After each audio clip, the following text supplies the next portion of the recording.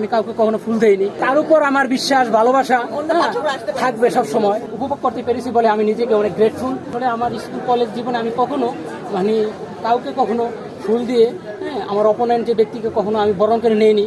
তো আমার দীর্ঘ 29 বছর বয়সে যে আমি দীর্ঘদিন যাবত আমি চাচ্ছিলাম যে ওনার সাথে দেখা করব, কিভাবে করা যায়। সেভাবে নিজ থেকে আমি চাইছিলাম যে ভালো একটা প্ল্যাটফর্ম করার জন্য। তো সেভাবে তেমন হয়ে ওঠেনি, যেহেতু আমাদের অমর 21 বইমেলা আসছে। তো সেটার উপর ভিত্তি করে সেটার উপর একটা স্ট্র্যাটেজিকভাবে আমি চাচ্ছি যে ওখানেই হচ্ছে আমার একটা ফোকাস কেন্দ্রবিন্দু। তো সেই প্লেসে আমি চাচ্ছি যে ওনার সাথে দেখা করার জন্য। ওনার যেই প্রতিটা ক্ষেত্রেই ওনার যেই ভাষা, তারপর সাবলীল দৃষ্টিভঙ্গি, ওর যেই বৈশিষ্ট্য, ওর ক্যারেক্টারিস্টিক্স, বিভিন্ন দিক থেকেই আসলে খুবই অনবদ্য একটা আমার জন্য একটা মনে করি যে একটা মাইলস্টোন।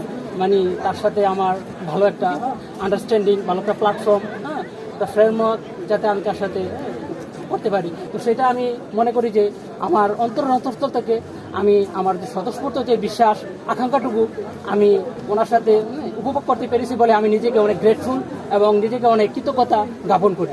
ফুলটা আসলে আমি এনেছি আমার এই দীর্ঘ 29 বছর বয়সে। আমি আমার স্কুল জীবন, কলেজ লাইফ, ইউনিভার্সিটি লাইফ আমি কাউকে কখনো ফুল দেইনি। তো সেই প্রেক্ষিতে আমি আমার নিজের উপর আস্থা, বিশ্বাস, ভালোবাসা রেখে আমি সাবরিনাকে দেওয়ার জন্য ফুলটা আমি বরণ করে এনেছি।